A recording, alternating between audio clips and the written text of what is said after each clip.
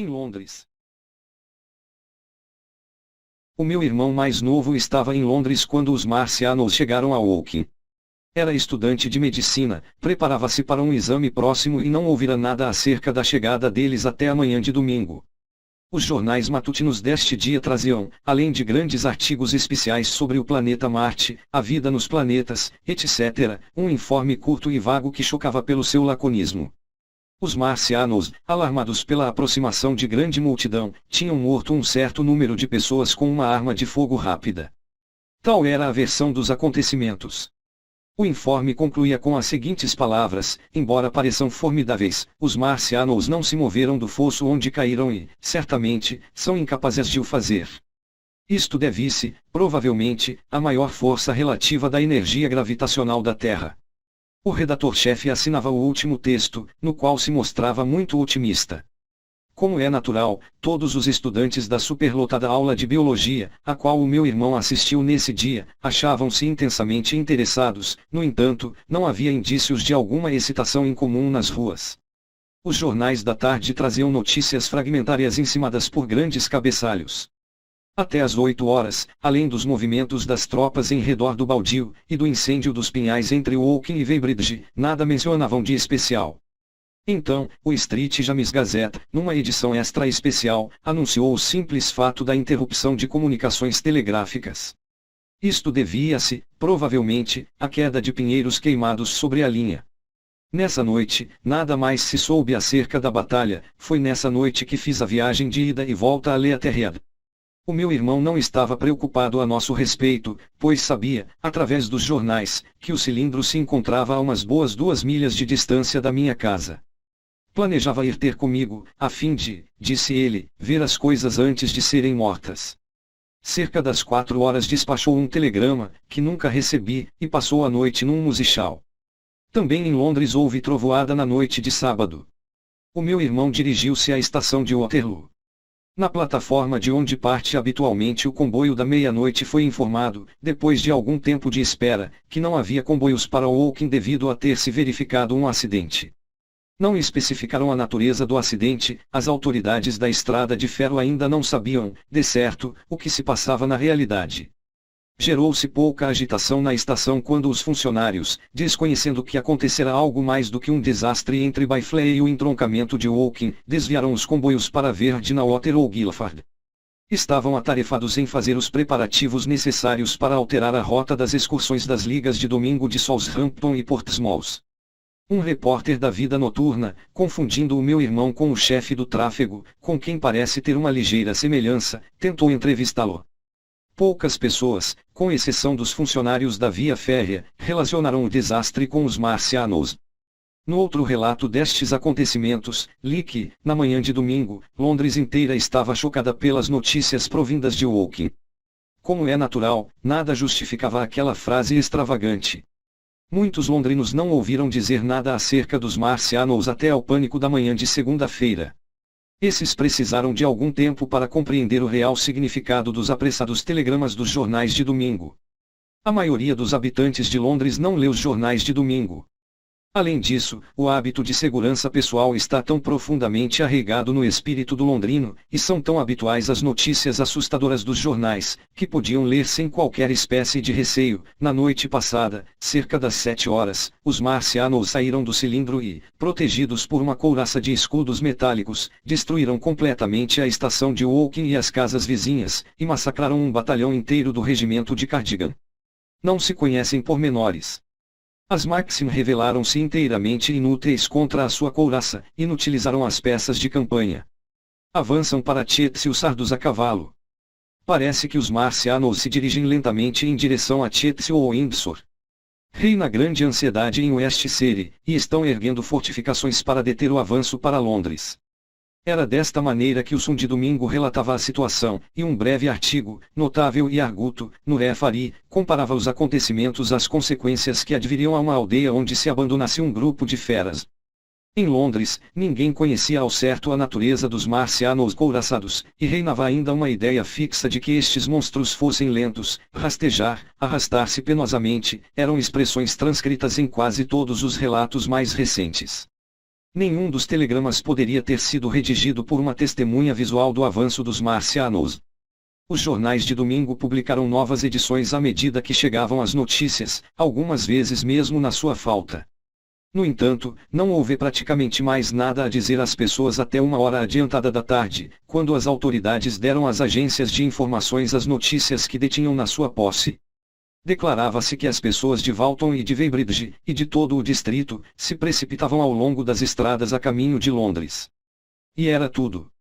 O meu irmão foi à igreja do Foundling Hospital, de manhã, desconhecendo ainda o que acontecera na noite anterior. Ouviu então algumas alusões acerca da invasão, e uma prece especial para a paz. Ao sair, comprou o refari.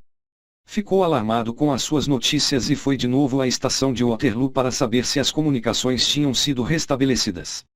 Autocarros, carruagens, ciclistas e inumeráveis pessoas nos seus fatos domingueiros pareciam pouco afetados com as estranhas notícias espalhadas pelos Ardinas. As pessoas mostravam-se apenas interessadas ou, se alarmadas, estavam unicamente por pensarem na situação dos residentes locais. Soube na estação, pela primeira vez, que as linhas de Windsor e Chertsey se achavam interrompidas. Os carregadores disseram-lhe que tinham sido recebidos, de manhã, vários telegramas interessantes das estações de Byfleet e Chertsey, mas que tinham cessado bruscamente. O meu irmão só conseguiu pormenores pouco precisos acerca do seu conteúdo. A batalha prossegue nas imediações de Weybridge. Era tudo quanto sabiam. O serviço de comboios já estava bastante desorganizado. Só se achava na estação um certo número de pessoas que tinham estado à espera de amigos da linha do Sudoeste. Um cavalheiro idoso, de cabelos brancos, injuriou asperamente a companhia do Sudoeste, dirigindo-se ao meu irmão. Precisa de ser desmascarada, afirmou. Chegaram um ou dois comboios de Richmond, Putney e Kingston, transportando pessoas que tinham saído para um dia de remo e a quem se haviam deparado os canais fechados e uma sensação de pânico que pairava no ar. Um homem, envergando um casaco de regatas azul e branco, dirigiu-se ao meu irmão, cheio de estranhas notícias. Estão a chegar a Kingston mares de gente em carroças e outros veículos, com caixas, objetos de valor e coisas do gênero, disse ele. Vem de Molesey, Weybridge e Walton, e dizem que se houve em Chertsey a descarga de armas, fogo pesado, e que soldados montados lhes disseram para fugir imediatamente antes que os marcianos chegassem. Nós ouvimos tiros na estação de Hampton Court, mas pensamos que fosse trovoada. Que diabo significa isto tudo? Os marcianos não podem sair do fosso, podem? O meu irmão não soube responder-lhe. Verificou mais tarde que a vaga sensação de alarme se propagará aos usuários do metropolitano e que os excursionistas de domingo começavam a regressar de todo o pulmão de Sudoeste, Barnes, Wimbledon, Richmond Park, etc. muito cedo, contrariamente ao habitual, mas uma alma não podia dizer mais do que veigos boatos. Todos aqueles que tinham pessoas conhecidas no término pareciam de mau humor. Cerca das 5 horas, a crescente multidão que se encontrava na estação mostrou-se bastante excitada pela abertura da linha de comunicação, quase invariavelmente encerrada, entre as estações de Sudeste e Sudoeste, por onde passaram vagões carregados de armas pesadas e carruagens abarrotadas de soldados. Eram as armas que chegavam de Hull e de Chatham para cobrir Kingston. Houve uma troca de gracejos: vocês vão ser comidos, nós somos os domadores de feras, e coisas do gênero. Pouco depois chegou à estação um grupo de polícias que começou a fazer evacuar o público das plataformas, e meu irmão saiu novamente para a rua. Os sinos das igrejas tocavam as vésperas e um grupo de jovens do Exército de Salvação desceu, a cantar, pela estrada de Waterloo. Sobre a ponte, um grupo de ociosos observava uma curiosa espuma castanha que descia ao rio impelida pela corrente. O sol estava precisamente a pôr-se e a torre do relógio e as casas do parlamento desenhavam-se contra um dos céus mais colmos que é possível imaginar-se, um céu de ouro, barrado por listas transversais de nuvens vermelho-púrpura. Falava-se acerca de um corpo que parecerá flutuar. Um dos homens que se encontravam no local, que disse ser reservista, informou o meu irmão de que vira os sinais do heliógrafo a ocidente. Na Wellington Street o meu irmão encontrou um par de jornaleiros que tinham acabado de desembocar de Fleet Street com jornais de tinta ainda úmida e manchetes pessimistas. Horrível catástrofe, apregoavam enquanto desciam Wellington Street. Combate em Weybridge. Descrição completa. Revés dos marcianos. Londres em perigo. Teve de pagar 3 dinheiros por aquele jornal. Foi nesse momento, e só então, que compreendeu alguma coisa do enorme poder e do terror que estes monstros inspiravam. Soube que eles não eram simplesmente um punhado de pequenas criaturas lentas, mas sim cérebros que governavam imensos corpos mecânicos, e que podiam mover-se rapidamente e atacar com tal poder que mesmo as armas mais pesadas não podiam fazer-lhes frente. Eram descritos como vastas máquinas parecidas com aranhas, com 30 metros de altura, aproximadamente, capazes da velocidade de um comboio expresso e de disparar um raio de calor intenso. Baterias camufladas, principalmente constituídas por peças de campanha, estavam colocadas em toda a volta dos baldios de Orseli, especialmente entre o distrito de Woking e Londres. Viram-se 5 das máquinas a mover-se em direção ao Tamisa, e uma delas, por um feliz acaso, fora destruída. Nos outros casos, as bombas tinham falhado e as baterias haviam sido imediatamente aniquiladas pelos raios da morte. Mencionavam-se duras perdas de soldados, mas o tom da informação revelava otimismo. Os marcianos tinham sofrido um revés, não eram invulneráveis. Tinham batido em retirada para o seu triângulo de cilindros, no círculo centrado em Woking. Acercavam-se deles, de todos os lados, sinaleiros com heliógrafos. As armas moviam-se rapidamente de Windsor, Portsmouth, Aldershot, Woolwich até do norte, entre outras, compridas peças elétricas de 95 toneladas, vindas de Woolwich. No conjunto, 160 estavam em posição ou a ser apressadamente colocadas, cobrindo especialmente Londres. Nunca se vira na Inglaterra uma concentração tão vasta ou tão rápida de material militar. Esperava-se que quaisquer cilindros que caíssem pudessem ser imediatamente destruídos por pultons explosivos, que estavam sendo rapidamente produzidos e posicionados. Não havia dúvidas, segundo o relato, de que a situação era muitíssimo estranha e grave, mas exortava-se o público a evitar e a desencorajar o pânico. Os marcianos eram de certo extremamente estranhos e terríveis, mas somavam, supunha-se, uns 20 contra os nossos milhões. As autoridades tinham razão para supor, dado o tamanho dos cilindros, que, quando muito, haveria 5 marcianos em cada um deles ao todo, 15. E pelo menos, fora posto fora de combate talvez mais. O público seria devidamente avisado da aproximação do perigo, e estavam a ser tomadas as medidas necessárias para a proteção da população dos arrabaldes ameaçados de sudoeste. Assim, com reiteradas garantias acerca da segurança de Londres e da capacidade das autoridades para enfrentar a dificuldade, terminava esta quase proclamação.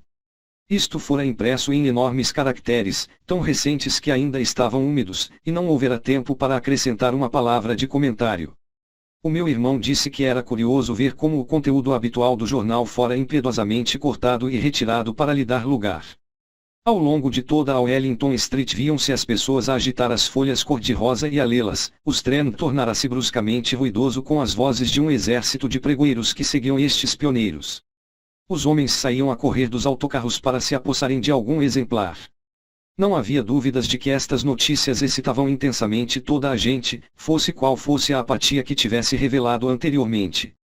Os postigos de uma loja de mapas, nos trem, estavam sendo descidos, disse o meu irmão, e um homem, no seu uniforme domingueiro, com luvas amarelo-limão, afixava apressadamente, nos vidros, mapas do seriponto dos trem da Trafalgar Square, com o jornal na mão. O meu irmão viu alguns dos fugitivos vindos de West Surrey. Havia um homem com a esposa e 2 filhos e alguns móveis, numa carroça semelhante às usadas pelos horticultores. Vinha da direção da ponte de Westminster, e, na sua pelgada, aproximou-se um carro de feno com 5 ou 6 pessoas de aspecto respeitável e algumas caixas e trouxas.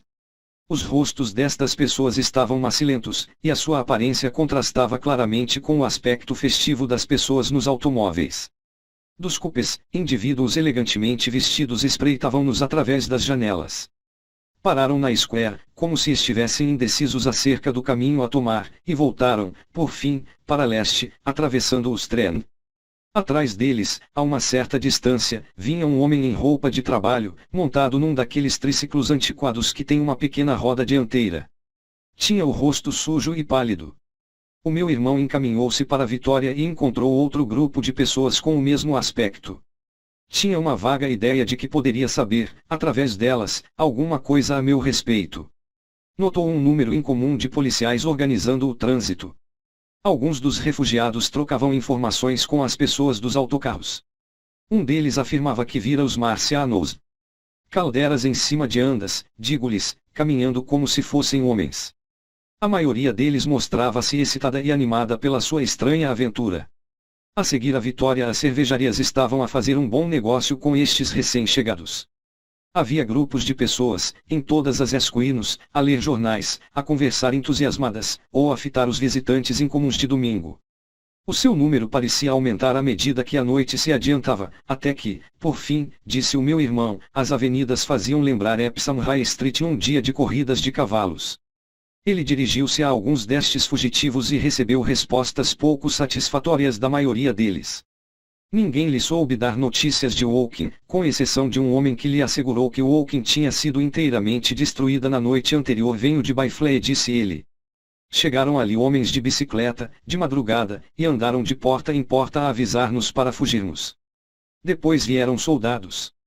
Saímos de casa para dar uma olhadela, havia nuvens de fumaça a sul, nada mais do que fumaça, e nem sequer uma alma chegou dessa direção. Em seguida, ouvimos tiros em Chertsey, de Weybridge, estavam a chegar famílias inteiras.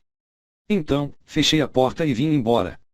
Nessa altura, reinava nas ruas uma forte convicção de que as autoridades mereciam censuras pela incapacidade que revelavam de derrotar os invasores sem toda esta perturbação. Por volta das 8 horas, ouviu-se nitidamente um ruído de fogo pesado em todo o sul de Londres. O meu irmão não o ouviu devido ao trânsito nas principais vias públicas, mas quando passou pelas silenciosas ruas traseiras em direção ao rio pôde distingui-lo com bastante clareza. De Westminster dirigiu-se ao seu apartamento, perto de Regent's Park. Eram talvez 2 horas. Estava muito preocupado por minha causa e perturbado pela evidente magnitude do problema. A sua imaginação discorria, tal como me acontecera no sábado, acerca de pormenores militares. Pensava em todas aquelas armas silenciosas, à espera, na região subitamente deserta, tentava imaginar calderas sobre andas, de 30 metros de altura.